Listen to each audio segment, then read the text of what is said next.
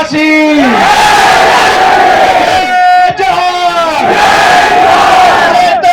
तुम आगे बढ़ो। આજે આપણા સૌના લોકપ્રિય આપણા આદર્શ નેતા એવા ભાઈ શ્રી ચૈતરભાઈ વસાવાના સમર્થનમાં આયોજિત સામાજિક સભામાં ઉપસ્થિત મહારાષ્ટ્ર, રાજસ્થાન, ગુજરાત, અલગ અલગ બધા જિલ્લાઓમાંથી અને રાજ્યોમાંથી પધારેલા આદિવાસી સમાજના સૌ યુવાનો, વડીલો, આગેવાનોને મારા જય જોહાર, જય આદિવાસી. મંચ ઉપર ઉપસ્થિત ગુજરાતભરના આદિવાસી સમાજ માટે હંમેશા જેઓ લડે છે એવા ભાઈ શ્રી આનંદભાઈ પટેલ, હંમેશા જેમણે ચૈતરભાઈની સાથે ખભે ખભો મિલાવી અને ગુજરાતભરના મુદ્દા ઉઠાવ્યા છે એવા શ્રી ઈશુદાનભાઈ ગઢવી, ચૈતરભાઈની સાથે મળી અને આદિવાસી વિસ્તાર માટે, અમારી પાર્ટી માટે, ગુજરાત માટે હંમેશા જેમણે કામ કર્યું છે એવા ભાઈ શ્રી મનોજભાઈ સોરઠિયા, મહારાષ્ટ્ર અને રાજસ્થાનથી પધારેલા આદિવાસી સંગઠનોના સૌ આગેવાનશ્રીઓ, નિવૃત્ત આઈએએસ સાહેબશ્રી, બધાનો પહેલા તો હું ખૂબ ખૂબ આભાર વ્યક્ત કરું છું કે આ મુશ્કેલ ઘડીમાં બધા એક થઈને ભેગા મળીને ચૈતરભાઈની સાથે ઉભા છે. દોસ્તો, ચૈતરભાઈ વસાવાને સરકારે સ્થાપેલી સરકારના પૈસાથી ચાલતી સરકારની અદાલતે 7 વર્ષની સજા આપી છે અને સરકારે સ્થાપેલી સરકારના નિયમથી ચાલતી અદાલતે જે સજાનો ચુકાદો સંભળાયો, એ સજા, એ ચુકાદો આ જનતાની અદાલતમાં લઈને અમે બધા આવ્યા છે કે તમને એ માન્ય છે કે નહીં. લોકતંત્રમાં સરકાર કે કાયદો કે વ્યવસ્થા, આ બધી જ વસ્તુ કરતા સર્વોપરી છે જનતાનો ઈરાદો, જનતાના આશીર્વાદ, જનતાની આશા શું છે. સરકારની પોલીસ સ્ટેશન, સરકારના સરકારી વકીલ, સરકારની ફોરેન્સિક લેબોરેટરીઓ, સરકારનો ફરિયાદી, સરકારની તપાસ, સરકારનો દલીલ, સરકારનું બધું જ, પણ જનતાની અદાલતમાં સરકારનું ના ચાલે. આ જનતાની અદાલત ભેગી થઈ છે. ચૈતરભાઈને સરકારની અદાલતે અને સરકારે ભેગા મળીને જે કાંઈ ન્યાય અન્યાય કર્યો એનો સાચો ન્યાય આદિવાસી સમાજની અદાલતમાં થવાનો છે અને નિર્ણય આજે અહીંથી આપણે કરીને જવાનો. દોસ્તો, સરકાર એમ કહે છે કે ચૈતર વસાવાને 7 વર્ષની સજા. આ જનતાની અદાલતના કરોડો ન્યાયાધીશો તમે અહીંયા ઉભા છો, તમે કહો તમે શું સજા કરશો ભાજપને?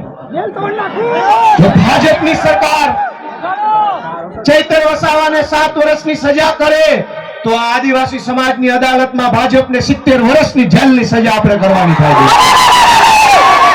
આવનારા 70 વર્ષ સુધી ભાજપનું બટન નહીં દબાવવાનું અને એને સજા આપવાનો નિર્ણય આજે આ જનતાની અદાલતમાં થવો જોઈએ. લોકશાહીમાં જનતાથી મોટું હોય કોણ? જનતાથી મોટું કોણ? જનતાથી મોટી પોલીસ નહીં, જનતાથી મોટું જંગલ ખાતું નહીં, જનતાથી મોટા મુખ્યમંત્રી પણ નહીં, સૌથી મોટી જનતા. અને જનતાએ નક્કી કર્યું કે અમારો નેતા ચૈતર વસાવા છે. દોસ્તો, એટલે આ સજા માત્ર ચૈતર વસાવાને નહીં, જનતાને છે આ સજા. કેમ કે જનતાએ નક્કી કર્યું ને અમારો નેતા ચૈતર વસાવા. તો કરોડો લોકોને જે ચૈતર વસાવા ઉપર વિશ્વાસ છે, કરોડો આદિવાસીઓને જે ચૈતર વસાવાની ઉપર આશા છે, એને જેલમાં પૂરવાનો અર્થ એ થયો કે કરોડો લોકોને ભાજપની સરકારે સજા આપી છે કે તમારી પાસેથી તમારો નેતા છીનવી લીધો. અરે ભાઈ સાહેબ, કેટલા વર્ષો પછી ભગવાનના આશીર્વાદથી, પ્રકૃતિના આશીર્વાદથી, વડીલોના આશીર્વાદથી, હજારો વર્ષો પછી એક લડાયક ચૈતર વસાવા જેવો નેતા આપણા ગુજરાતના આદિવાસી સમાજને મળ્યો.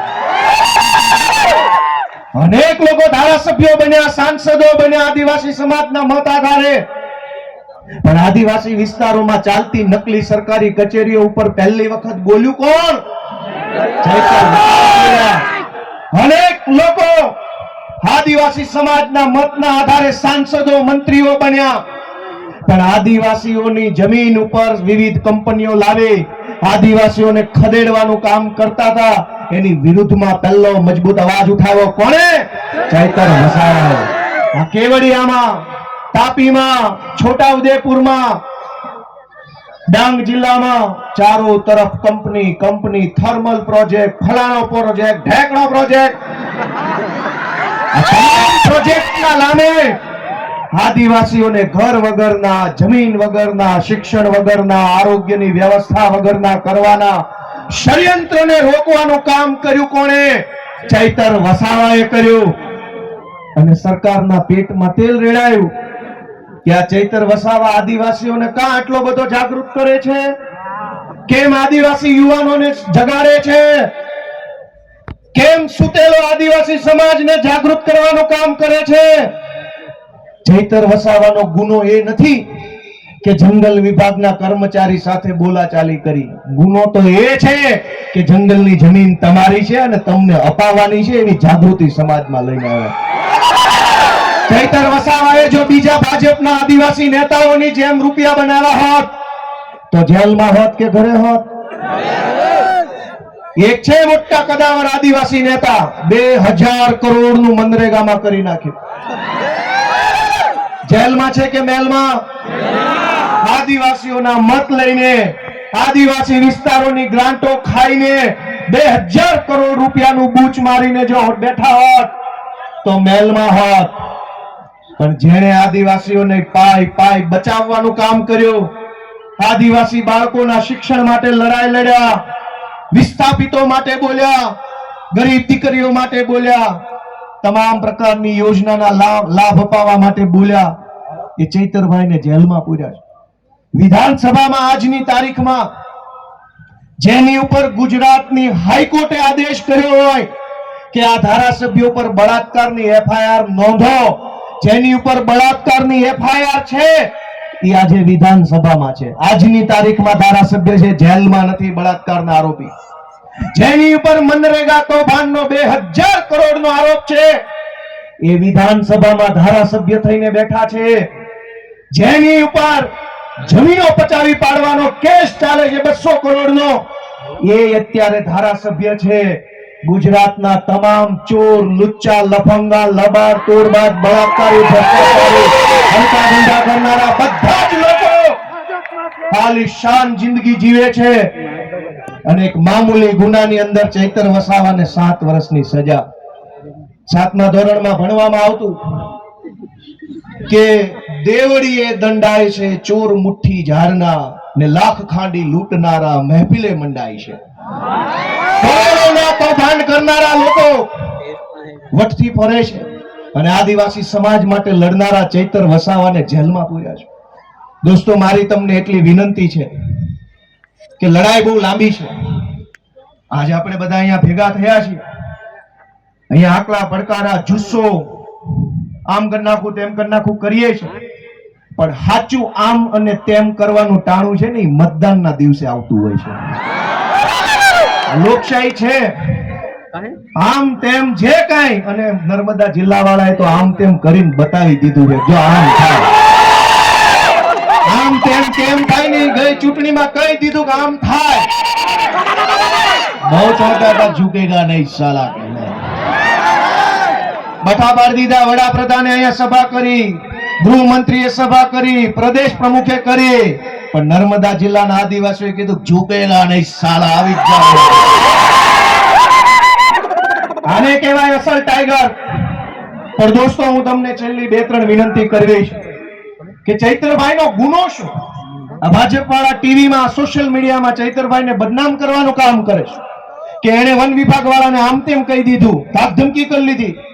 તમારા વન વિભાગ વાળા, તમારા પોલીસ વાળાએ અમારી હારે જે ધાક ધમકી કરી છે ને એની સજા 700 વર્ષ આપો ને તો ઘટે એમ છે. આખા ગુજરાતના સરકારી માણસો જનતા હારે કેવું વર્તન કરે છે? સરકારી મામલતદાર, સરકારી પીએસઆઈ, સરકારી ટીડીઓ, સરકારી પ્રાંત, સરકારી આરએફઓ, આ બધા જ લોકો રાજ્યની નાની નાની જનતા સાથે કેવું વર્તન કરે છે? ઈ વર્તનની જો સજા આપવા બેસીએ ને તો એકે માઇનો લાલ ઓફિસમાં બેસી નહીં શકે, બધાને જેલમાં પૂરવા પડે. ચૈતર વસાવાએ 4 શબ્દો શું કીધા તો માઠું લાગ્યું. પણ દોસ્તો, ચુકાદો હવે જનતાની અદાલતમાં લાવવાનો છે. તમારે નિર્ણય કરવાનો છે કે આજ ચૈતર વસાવાને તમારા આશીર્વાદથી એક વખત ગુજરાતની સરકારમાં બેસાડો, પછી ખબર પડશે કે કેવી રીતે ન્યાય કરી શકાય. આપણે ક્યાં સુધી અન્યાય સહન કરવાનો?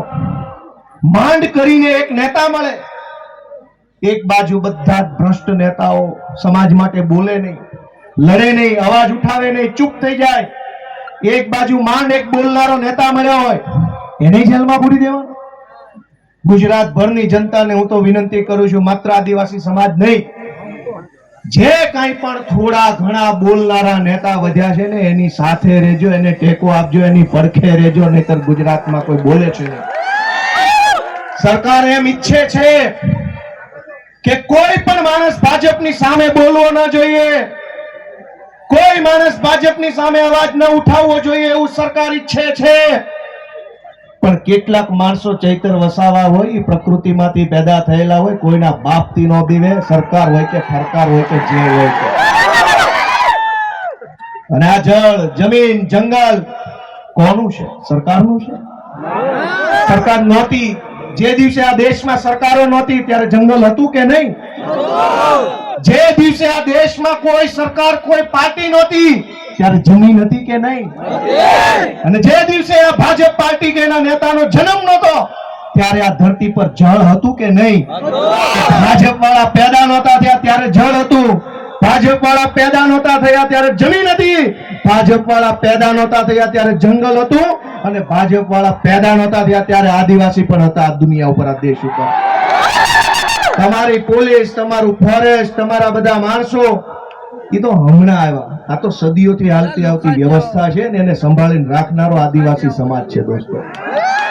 આદિવાસી સમાજ જળ, જમીન, જંગલની રક્ષા કરે અને આદિવાસી સમાજની રક્ષા ચૈતર વસાવા કરે છે. એ વાત ભાજપ વાળાને ગમતી નથી દોસ્તો. અમારી લીગલ ટીમે મહેનત કરી અને હાઈકોર્ટમાં અપીલ ફાઇલ કરી. જે કાંઈ પણ ખેડૂતો બહેનો, ચૈતરભાઈ અને શકુંતલાબેન સિવાયના બીજા જે કાંઈ મિત્રો જેલમાં છે, અને ચૈતરભાઈ સહિત બધાય, એમની અપીલ હાઈકોર્ટમાં ફાઇલ કરી. અને શકુંતલાબેન જે નાનું બાળક છે એમને હાઈકોર્ટે છોડી મૂકવાનો આદેશ આપ્યો છે. આપણા માટે બહુ સારી બાબત કહેવાય.